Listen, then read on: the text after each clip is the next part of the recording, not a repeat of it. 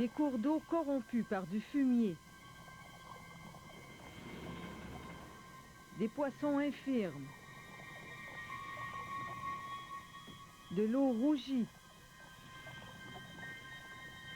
et brouillée. La pollution des rivières du Québec.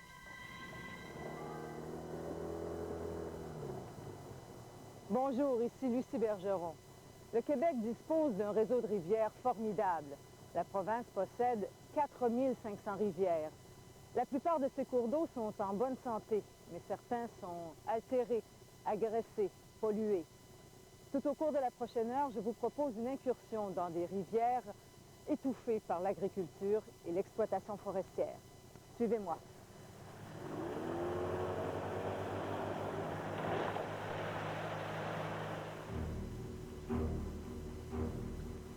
Voici la Yamaska, la rivière la plus polluée du Québec. Une immense soupe de coliformes fécaux, phosphore, azote, nitrate et autres matières toxiques.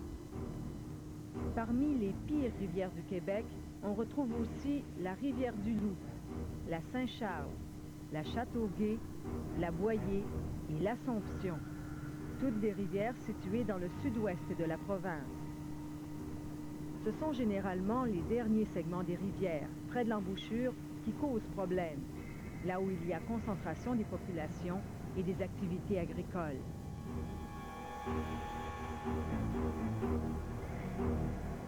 Au cours des 20 dernières années, de nombreux efforts ont été déployés pour diminuer les rejets industriels et municipaux. La principale source de pollution, c'est maintenant l'agriculture.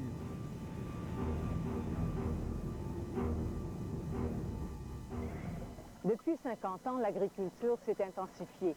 Il y a moins de fermes, mais elles sont plus grosses et produisent davantage. Par contre, pendant que la production augmente, les superficies cultivées, elles, diminuent. C'est-à-dire qu'on cultive 2 fois plus d'aliments, mais sur 2 fois moins de territoire. Alors, vous imaginez un peu la pression exercée sur ces terres, des terres sur lesquelles on épand aussi énormément de fumier. Cette production intensive a des répercussions jusque dans les rivières. Notre première escale, l'Assomption, une rivière envahie par la pollution agricole.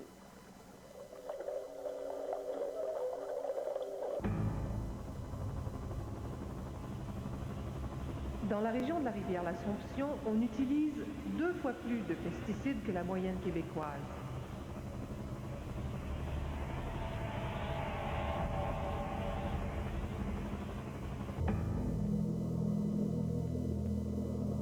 Le taux de malformation chez les poissons des affluents agricoles de la rivière l'Assomption est jusqu'à 9 fois plus élevé que la normale.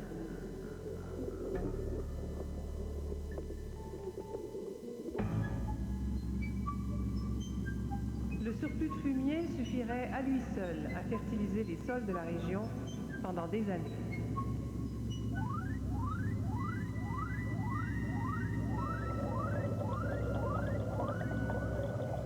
La région de la Nodière au Québec comprend 9 cours d'eau différents, dont le principal tributaire est la rivière l'Assomption. Voilà ce qu'on appelle un bassin versant. On retrouve sur le 5e de ce territoire 1300 fermes exploitant de grandes cultures et des productions animales parmi les plus importantes au Québec. L'eau de ce bassin est de bonne qualité, de la source, située dans les Laurentides jusqu'à Joliette. Mais elle se gâte à partir de là jusqu'à l'embouchure à Repentigny. Ça donne une eau trouble, fortement polluée par une agriculture intensive.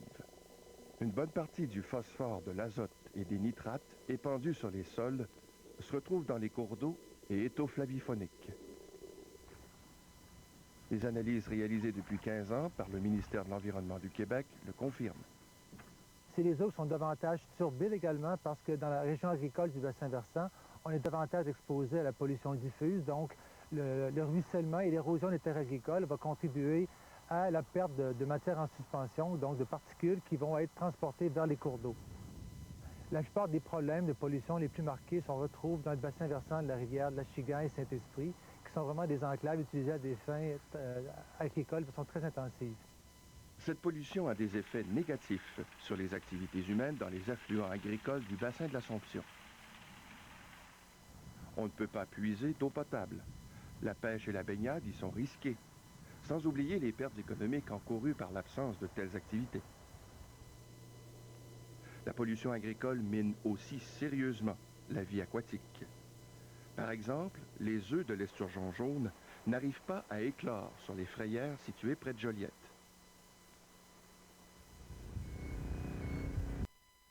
Les biologistes ont aussi remarqué un taux très élevé de malformation chez les poissons des cours d'eau en milieu agricole, comme chez ce meunier noir, pêché dans les eaux de la rivière Lachigan.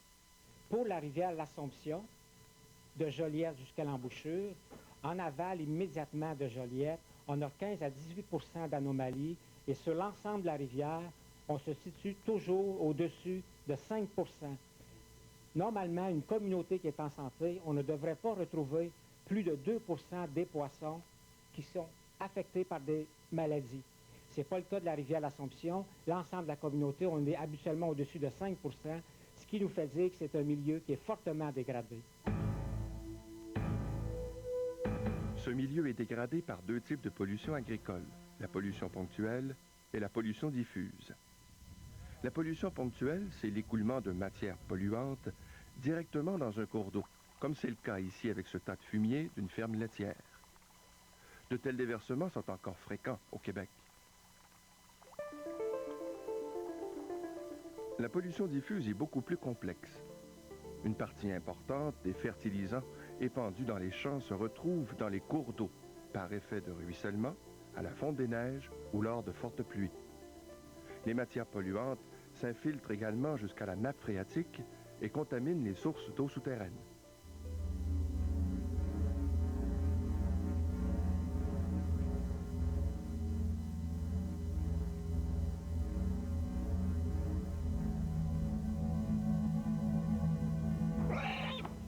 Pour contrer toute cette pollution agricole, des projets sont en cours dans le bassin versant de l'Assomption. Les solutions concernent autant les pratiques culturales que la gestion des matières organiques. Là, tu peux en baisser de combien à peu près? On abaisse environ de 4 pieds. Alain Bélanger et Sylvain Beauregard sont membres de Cogénor, une coopérative de gestion des matières organiques de la région de la Nodière. C'est l'un des 3 organismes du genre au Québec. Cogénor, qui regroupe 200 entreprises agricoles de la Nodière, a encore de la difficulté à convaincre tous les agriculteurs du bien fondé de cette gestion. Je dirais que ça amène des changements dans les pratiques agricoles. Puis c'est sûr que c'est toujours parfois difficile parce que les producteurs agricoles sont habitués de fonctionner d'une façon. Puis ça peut amener des coûts supplémentaires aussi, notamment des distances d'épandage plus grandes, entre autres, des doses d'épandage réduites, donc des besoins en terre supplémentaires. Un bout de temps, il nous disait que le fumier ne valait pas de la merde. Je pense qu'aujourd'hui, la valeur fertilisante s'en revient. Et puis, moi, c'est plus juste un tas de fumier, c'est mon fertilisant. Un changement dans les pratiques culturelles peut aussi diminuer la pollution dans les cours d'eau. Les producteurs agricoles qui ont effectué ce virage sont peu nombreux. Régent Allard, producteur laitier de Saint-Lin, est l'un de ceux-là. Le fumier de ses vaches est une plus-value pour son entreprise. Il a modifié sa façon d'épandre le fertilisant naturel sur ses terres. Moi, avant, on étendait presque le fumier presque tout à l'automne, mais on étendait une quantité quand même qui était de presque 50-60 tonnes à l'hectare. Aujourd'hui, on a rapetissé les doses, on l'étend plus en été, et puis on y va avec des 25 tonnes à l'automne et des 15 tonnes à peu près à l'été. Dans mes superficies, moi, je suis allé à étendre mon fumier avec à peu près 8 hectares dans le temps. Aujourd'hui, on y va sur 30 hectares avec un peu plus de paille, peut-être, au niveau des vaches et tout ça, pour faire un fumier qui se composte mieux et qui se travaille mieux. Ça donne du rendement quand même. Ah, moi, en tout cas, à date, j'ai des résultats sur chiffre avec le syndicat de gestion qui m'ont pas découragé, plutôt encouragé à continuer. M. Perrault, vous avez décidé d'investir depuis combien de temps dans l'environnement? Bien, depuis quand on a agrandi l'étable, la dernière, en 87, on a décidé de construire une fosse tout de suite. Gilbert Perrault de Sainte-Mélanie est l'un des pionniers des nouvelles pratiques culturelles dans la Nodière. Il a construit en 1987 cette fosse à fumier qu'il a entourée de haies brise-vent. Il a changé sa façon de faire dans les champs. On ne met plus d'herbicide ou pratiquement pas, là, à quelques rares exceptions. L'engrais chimique, si on a oublié ça, ça fait 11 ans qu'il n'y a pas rentré le livre d'engrais chimique ici. On a planté des haies brise-vent le long des champs, le long des cours d'eau. On a empêché, on a clôturé les animaux pour plus qu'ils aillent au cours d'eau. Le respect de la terre est une chose sacrée pour Gilbert Perrault.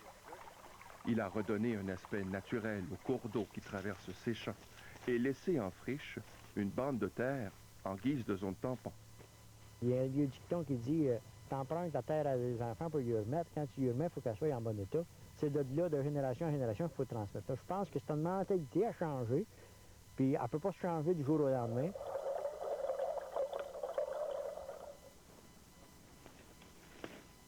Les terres de Marcel Mayotte, producteur maraîcher de Saint-Alexis, sont situées à la tête du petit bassin versant du ruisseau Saint-Esprit, un des affluents de la rivière l'Assomption.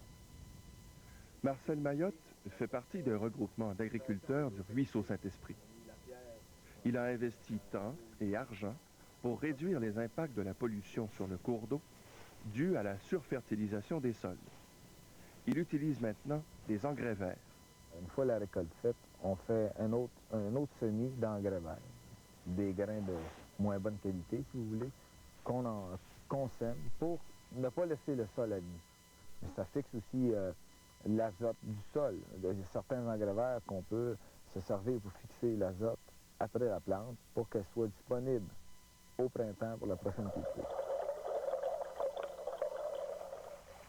Malgré des investissements de près d'1 million de dollars, l'expérience du ruisseau Saint-Esprit ne donne pas encore de résultats.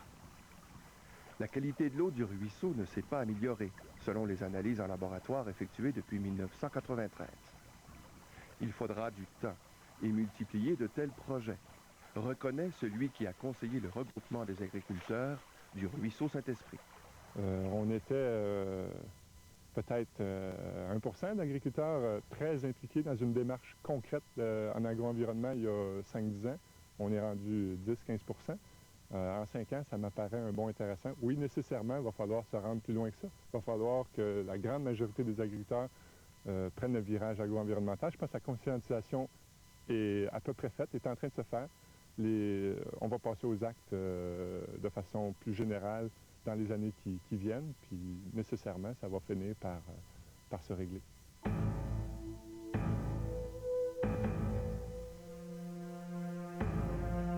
Depuis un demi-siècle, l'agriculture au Québec est passée de la subsistance à la production massive. D'ici à 2005, le gouvernement québécois souhaite que les exportations agricoles doublent pour atteindre 4 milliards de dollars par année.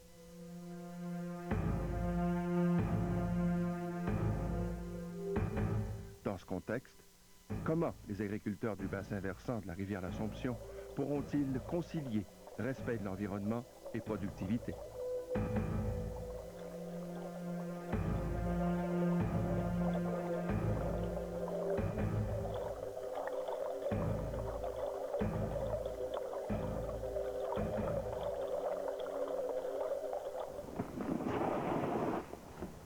Vous avez entendu dans le reportage l'expression « bassin versant ».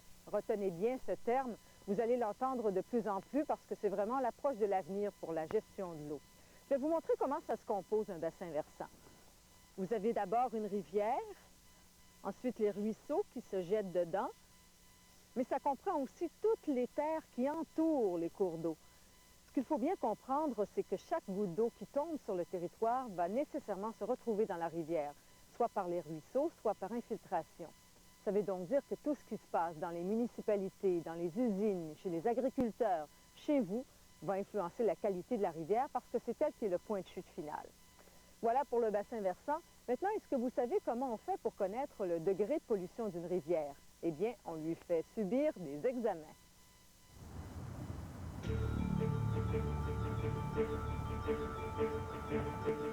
Depuis 20 ans, le ministère québécois de l'Environnement procède régulièrement à la prise d'échantillons d'eau dans le Saint-Laurent et ses affluents.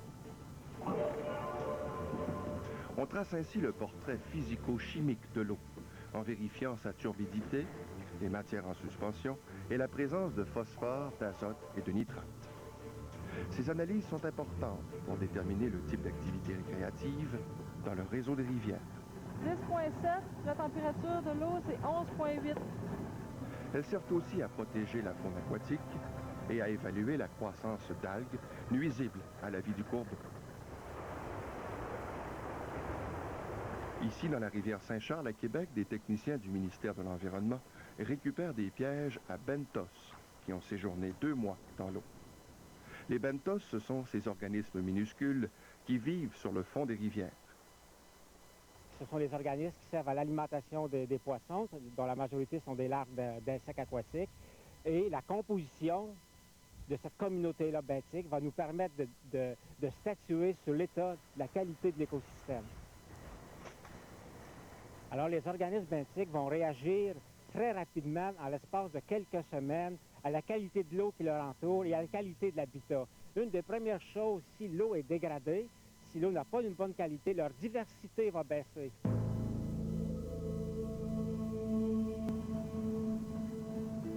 Les biologistes ont noté que les espèces les plus sophistiquées disparaissent en premier lorsque la pollution s'installe dans le cours d'eau. Au fur et à mesure que la pollution va s'intensifier, que ce soit industrielle, agricole, les premiers groupes à disparaître, ce sont les éphémères, les plécoptères et les trichoptères, qui sont des organismes très, très sensibles et ne peuvent pas résister longtemps à des pressions de pollution.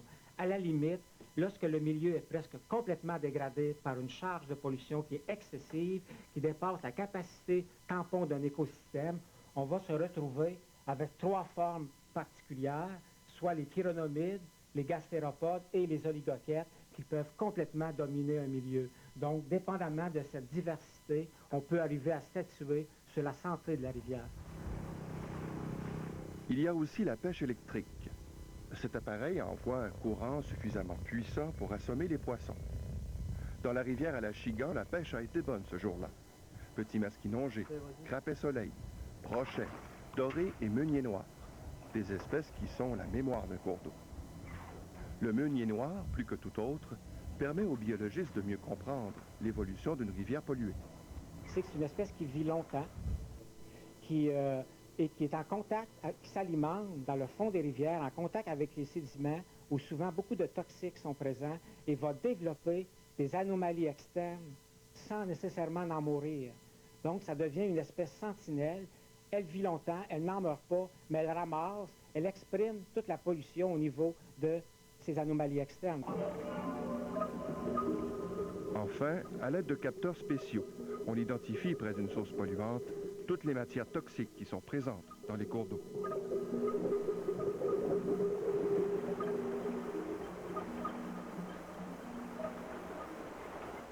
Les instruments aratoires perfectionnés.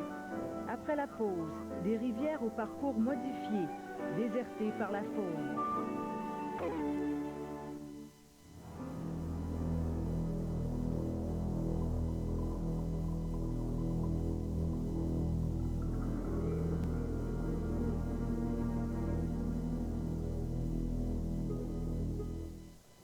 L'agriculture a eu un autre impact majeur sur les rivières. Dans les années 60, les cours d'eau du Québec, en milieu agricole, ont presque tous été redressés, c'est-à-dire qu'on a modifié leur parcours naturel pour les rendre plus linéaires. Aujourd'hui, environnementalistes et certains agriculteurs aussi avouent que c'était une erreur. Pour améliorer le sol cultivable et pour permettre aux colons d'augmenter la qualité et la quantité de leurs récoltes, le gouvernement de l'Union nationale a entrepris un vaste programme de drainage des terres. En 1959, à la fin du régime duplessiste, le ministère de la colonisation du Québec vantait dans ce film de propagande les mérites des travaux de redressement des cours d'eau. On a fait de nos rivières de véritables autoroutes, les méandres étant considérés comme des obstacles pour l'agriculture. Dans la vallée du Saint-Laurent, la plupart des cours d'eau ont ainsi été redressés, sans aucune étude d'impact sur l'environnement. Les instruments aratoires perfectionnés ont considérablement... Finalement, c'était tellement monnaie courante de les redresser qu'on ne s'est pas posé beaucoup de questions. Est-ce que c'est absolument nécessaire, dans ce cas précis-là, de redresser l'ensemble de la rivière? C'est ce qui faisait qu'à l'époque, on touchait au cours d'eau de A à Z. Il y en a des milliers de kilomètres de cours d'eau comme ça qui ont été travaillés section par section sans les mettre dans la perspective de son bassin versant. Donc sans savoir les impacts qu'il peut y avoir à l'aval du fait qu'on a accéléré l'écoulement des eaux dans un tronçon de rivière. Pierre Barry est ingénieur agronome. Il a participé comme consultant à l'étude agro-environnementale de l'UPA. À son avis, les travaux de redressement des rivières ont entraîné de graves conséquences. On a changé l'hydraulique d'un milieu, on a changé les régimes hydrologiques d'un milieu en drainant artificiellement. Donc, on a créé des systèmes qui réagissent maintenant beaucoup plus rapidement et puis on a parfois créé des problèmes d'inondation. Souvent, ce qu'on fait quand on fait de la... On ne stabilise pas nécessairement adéquatement. Donc, il y a plus d'énergie, puis la berge est plus instable. Alors, c'est évident que ça va s'arracher. En changeant les cours d'eau, on a dégradé la qualité de l'eau, la qualité des berges, parce qu'on a créé de l'érosion et de la sédimentation. Érosion et sédimentation, ça veut dire modification de l'habitat faunique. Ça veut dire lits qui sont de plus en plus ensablés, qui ne sont plus adéquats pour la faune, pour les poissons. Replaçons-nous dans le contexte. Seulement 2% du territoire du Québec est composé de bonnes terres cultivables. À l'époque, les sols argileux empêchaient l'écoulement des eaux de pluie et de la fonte des neiges, ce qui raccourcissait la période des cultures. Il fallait donc faire quelque chose pour rendre l'agriculture plus productive. Lorsqu'on arrivait avec un projet pour dire oui, on va excaver tel cours d'eau, on va permettre à l'eau d'être évacuée, on va permettre aux drains souterrains de pouvoir se vider aussi, bien là, on était très bien reçus, c'est certain. Pour ces travaux, le gouvernement de l'Union nationale a accordé des subventions de 92 millions de dollars. Depuis que ces images ont été tournées, et jusqu'à la fin des années 80, plus d'1 milliard de dollars ont été dépensés au Québec pour l'égouttement des sols agricoles. De cette somme, le gouvernement provincial en a dépensé la moitié. Le 500 millions d'investissements ou de dépenses faites par le ministère de l'Agriculture a touché les cours d'eau, a touché le drainage souterrain qui était subventionné, a touché aussi tout ce qu'on appelait les travaux mécanisés à la ferme. Aujourd'hui, Robert Beaulieu reconnaît que certains tronçons des cours d'eau ont été redressés inutilement. On n'avait pas la prise de conscience qu'on a aujourd'hui de l'impact de ces travaux-là. On pensait bien faire, je pense que tout le monde était de bonne volonté, on voulait corriger des problèmes d'érosion causés par les méandres, mais on s'aperçoit que ça a aussi des aspects négatifs là, qui suivent ces travaux-là de redressement. Les rivières ne sont plus redressées au Québec, sauf dans des cas exceptionnels. Aujourd'hui, les procédures pour réaliser ces projets sont complexes et soumises à de longues études. On doit, plus que jamais, rendre des comptes au ministère de l'Environnement afin de ne plus commettre les erreurs du passé.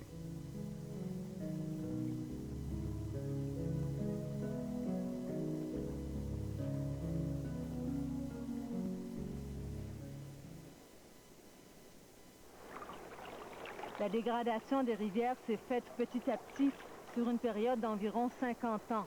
Et ça va être aussi long sûrement pour épurer ces cours d'eau. Mais fait encourageant, il y a 6 ans, des agriculteurs de la Beauce se sont regroupés pour redonner un aspect naturel à leurs rivières. Et déjà, il y a une amélioration. En Beauce, les efforts d'agriculteurs pour protéger les cours d'eau commencent à porter fruit. L'été dernier, l'eau de la rivière Bel-Air, qui alimente en eau potable la ville de Sainte-Marie, était exempte d'algues, ce qui a permis à la municipalité de faire des économies. On choisit de se conscientiser, puis de s'organiser entre nous, et puis quand notre eau va arriver à la rivière Chaudière, on va être propre à la consommation. D'ailleurs, en 1993, Louis Turmel a convaincu une poignée d'agriculteurs du ruisseau Turmel afin de redonner un aspect plus naturel aux cours d'eau redressés dans les années 60. L'an dernier, d'autres agriculteurs ont joint le mouvement pour refaire cette fois les berges de la rivière Bel-Air. Ils sont maintenant une quarantaine, prêts à s'attaquer à un 3e affluent de la Chaudière, la rivière Morancy. Depuis 6 ans, on a investi sur les berges du ruisseau Turmel et de la rivière Bel-Air près d'1 million de dollars.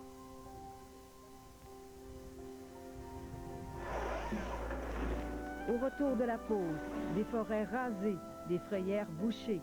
l'exploitation forestière ronge la rivière Cascapédia.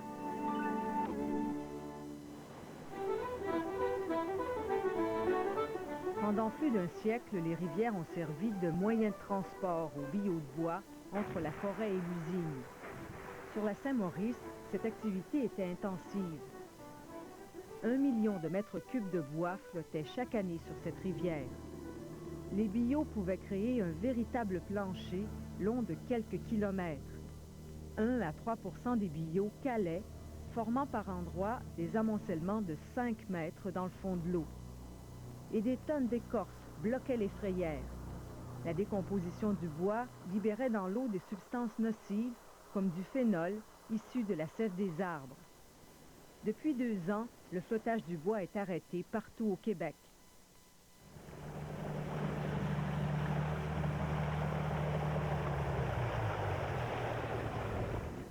Si le flottage du bois ne se fait plus, d'autres pratiques des compagnies forestières continuent de nuire aux rivières.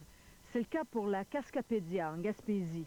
Mais là, au moins, une première compagnie forestière a commencé à modifier ses façons de faire. L'expérience est surveillée de très près puisqu'elle pourrait servir de modèle.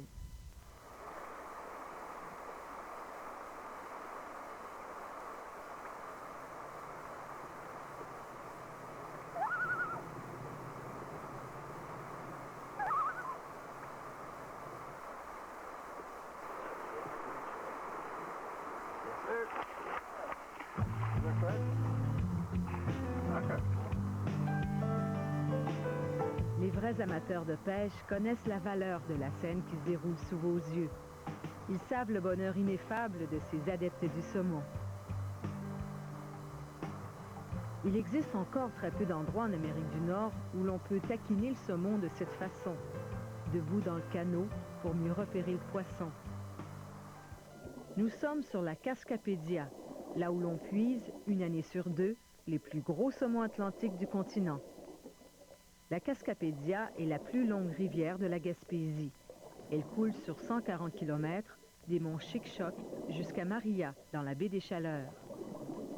Ici, aucune industrie, aucune ville, aucune ferme ne pollue le cours d'eau. Mais la Cascapédia est tout de même agressée.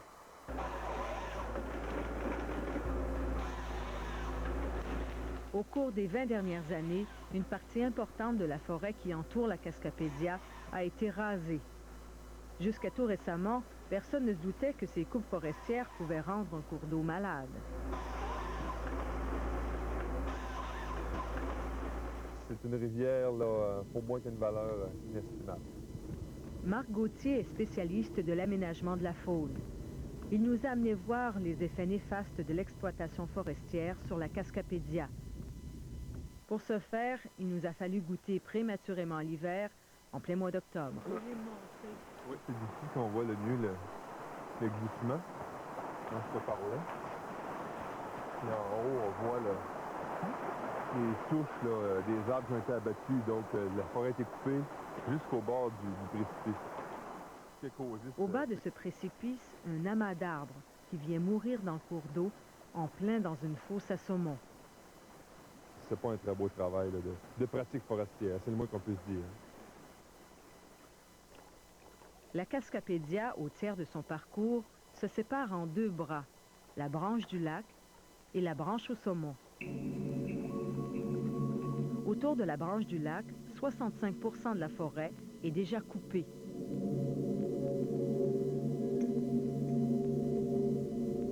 Je pense qu'on pourrait faire tellement mieux. On pourrait faire tellement mieux que ces vastes zones-là déboisées, dénudées. Ils ont laissé des îlots quand même. Ils ont laissé des îlots pour la simple et bonne raison que c'est pas du bois commercial, c'est du bois qui est pas mature, qui n'est pas à maturité.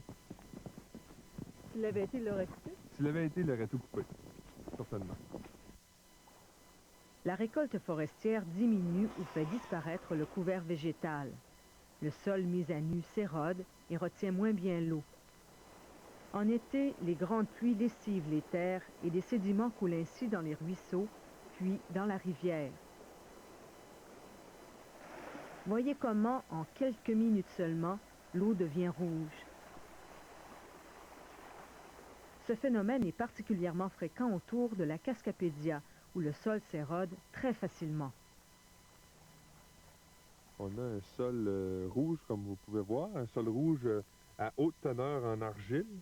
C'est un sol qui comporte pas beaucoup de pierres, donc qui peut être facilement apporté par l'eau.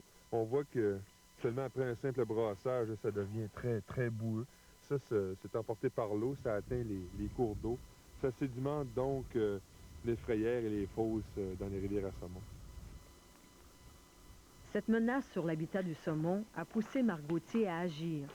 Il forme, avec des représentants régionaux, une coalition de la rivière Cascapédia. Au printemps dernier, ce groupe de gestion et de pression organise une manifestation devant les bureaux du ministère des Ressources naturelles à Caplan. Salut! Salut Marc, ça va, toi? Bon, j'ai la carte cantonale, la planification de la coupe, Peu après, l'une des 5 compagnies forestières du territoire, Cédrico, accepte de modifier son plan de coupe. Ça, ici, là, ça, le chemin où on a traversé ici, là, bon, les réparations se sont faites là, sur ces chemins-là. Là, je peux pas te dire exactement, c'est plus haut, là. Bois d'œuvre Cédrico est la plus importante compagnie forestière de l'Est du Québec. Elle possède 7 usines et exploite 20% du territoire forestier du Bas-Saint-Laurent et de la Gaspésie. Cédrico a modifié 3 fois ses plans de coupe pour la prochaine année afin de satisfaire la coalition. Le changement majeur concerne les chemins forestiers. La compagnie a refait les chemins traversant les ruisseaux afin que l'eau et les sédiments qui s'accumulent dans les fossés soient déviés dans les parterres de coupe. Ici, on peut voir là, que la façon qui était la façon de procéder avant, c'était on laissait les fossés le long du côté pour éviter que l'eau aille dans le chemin, puis on faisait des fossés pour éviter d'avoir un apport d'eau dans le chemin. Sauf que ça, c'est la façon qu'on procédait avant. Aujourd'hui, on fait la même chose, mais en plus, on dévie les eaux dans les surfaces de coupe au lieu de les diriger dans le ruisseau qui est en bas.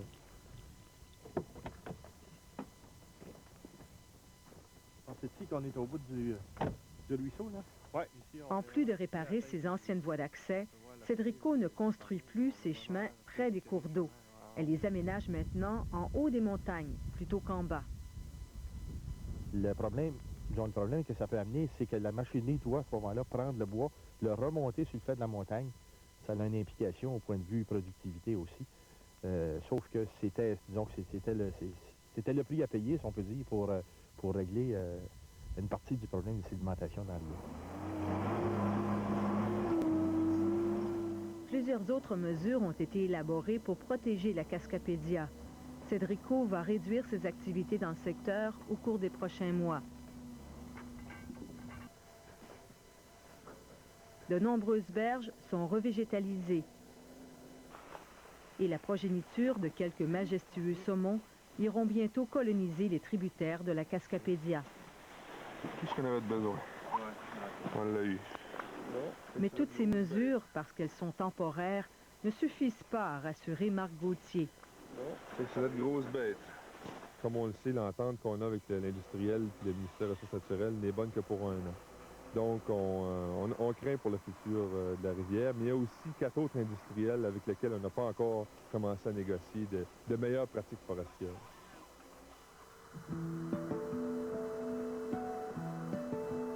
Dans la vallée de la Cascapédia, il y a seulement 2 moteurs économiques, la forêt et le saumon. L'harmonisation de ces 2 gagne-pains n'est pas simple, mais elle est essentielle.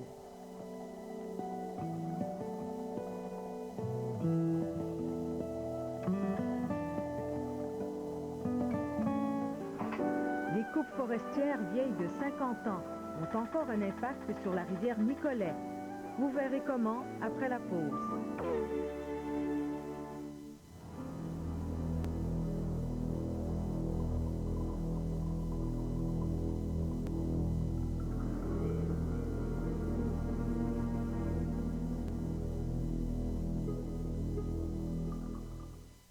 Lorsque vous voyez une rivière asséchée, regardez autour et vous verrez bien souvent que le territoire environnant a été complètement déboisé. Même si les coupes ont été faites il y a 30 ou 40 ans, le phénomène persiste.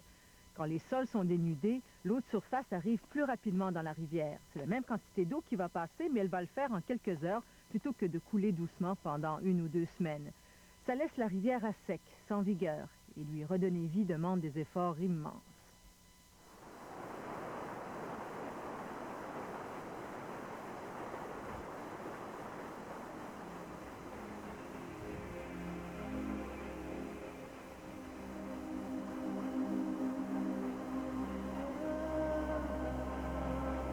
La rivière Nicolet, dans les Bois-Francs, est l'un des plus beaux cours d'eau du Québec. Tantôt torrentielle, impétueuse, flanquée de rives encaissées. Tantôt calme, domptée, paraissant le long des courbes riveraines. La Nicolet offre des coups d'œil saisissants. Nous sommes à la tête de la rivière Nicolet, un secteur qui a aujourd'hui fière allure. Mais c'était loin d'être le cas il y a 10 ans. Lorsque j'ai vu la rivière la première fois, c'est sûr que la rivière était très dégradée.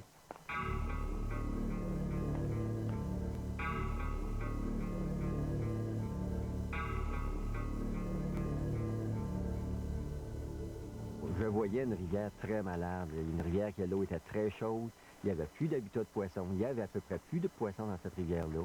Et en plus, il y avait beaucoup de petits sites de dépotoirs, comme qu'on voit ici, qui longeaient la rivière. Léo Ouellette, un technicien en aménagement de la faune, a consacré ces 10 dernières années à la revitalisation de la rivière Nicolet. Cette rivière prend source près du village de Notre-Dame-de-Ham. Elle s'étire sur 137 km pour se jeter dans le fleuve Saint-Laurent à la hauteur de Nicolet. Pour l'instant, Léo Ouellette a concentré ses efforts sur les 18 premiers kilomètres jusqu'à Chesterville.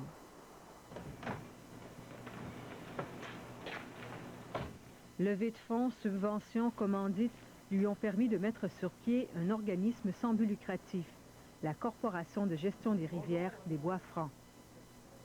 Pour moi, c'était faire ma part pour améliorer la qualité de l'eau et on devait faire un petit projet. Réaménager une rivière coûte cher.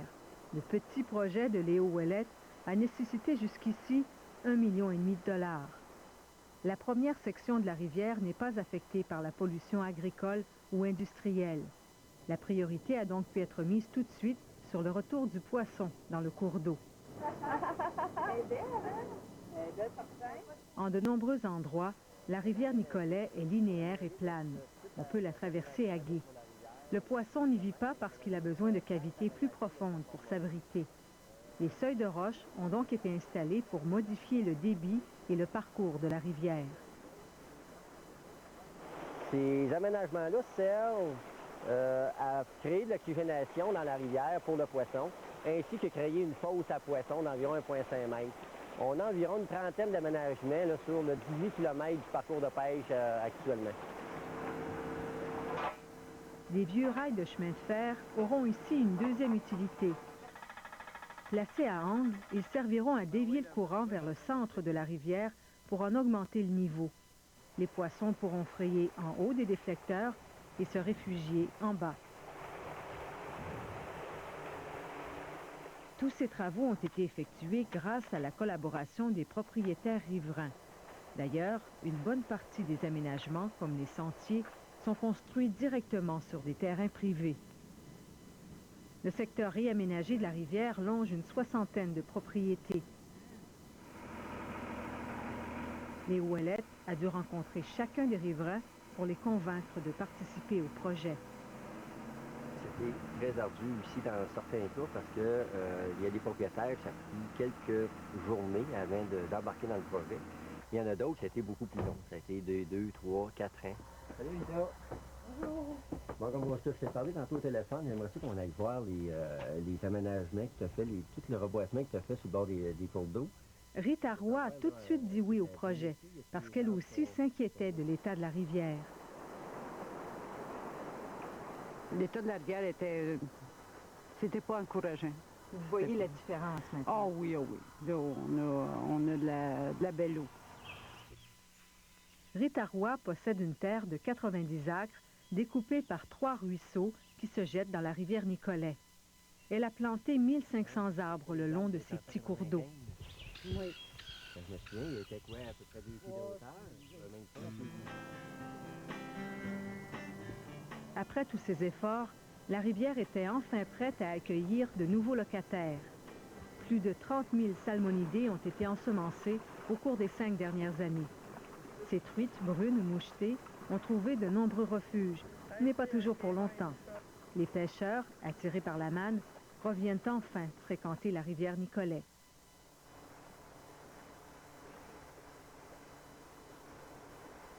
On peut pêcher tranquille, il n'y a pas de cohue de pêcheurs, on peut pêcher comme on veut, on peut prendre la fosse qu'on veut. Les sentiers d'accès, les aires de pique-nique, sont également très appréciés des petites familles qui accompagnent les pêcheurs. Le parcours de la rivière Nicolet charme ainsi de plus en plus de gens chaque année. Depuis le début de la saison, on a eu environ 3300 pêcheurs. Puis 80% de notre clientèle vient de l'extérieur, ce qui veut dire Montréal, Québec. Cet achalandage aide l'économie locale. Notre-Dame-de-Ham est un village de 350 habitants qui attirait peu de touristes. Depuis la reprise de la pêche dans le secteur, les commerces sont en meilleure santé. La pêche est bonne? Oui, c'est bon. C'est bon. L'été, c'est très, très bon. Il y a de plus en plus de monde, de plus en plus de pêcheurs viennent ici régulièrement. C'est excellent. C'est excellent pour le commerce, c'est très bon. Léo Ouellette est agréablement surpris de voir que ce n'est pas seulement une section de la rivière qui a été revitalisée, mais toute la région. Et il n'a pas l'intention de s'arrêter là. On n'arrêtera sûrement pas là. Ça va être long, mais on pense qu'on est capable de restaurer la rivière jusqu'au fleuve. Ça va peut-être prendre 50 ans, on va peut-être avoir des feux blés, mais on est certain d'y arriver un jour.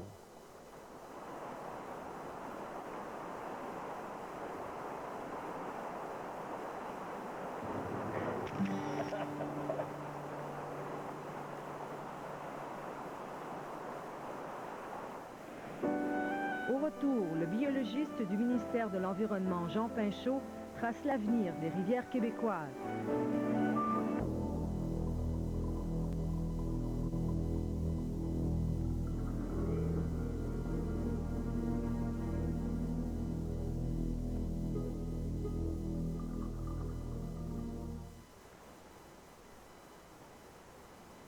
Nous allons compléter cette émission sur les rivières en compagnie du biologiste Jean Pinchot. C'est lui qui a tracé le portrait de la qualité de l'eau des rivières du Québec pour le ministère de l'Environnement. Monsieur Pinchot, d'abord, qu'est-ce que vous pensez de ce que vous avez vu au cours de la dernière heure? Je pense que les images qu'on a vues illustrent parfaitement ce que nos données que nous avons recueillies au fil des ans nous montrent clairement. C'est-à-dire que l'exploitation forestière et l'exploitation agricole ont des impacts majeurs sur les rivières du Québec, autant sur la qualité de l'eau que sur les ressources biologiques. Et que pensez-vous des efforts qui sont faits pour assainir les eaux sur le territoire un peu partout? On en a vu des exemples.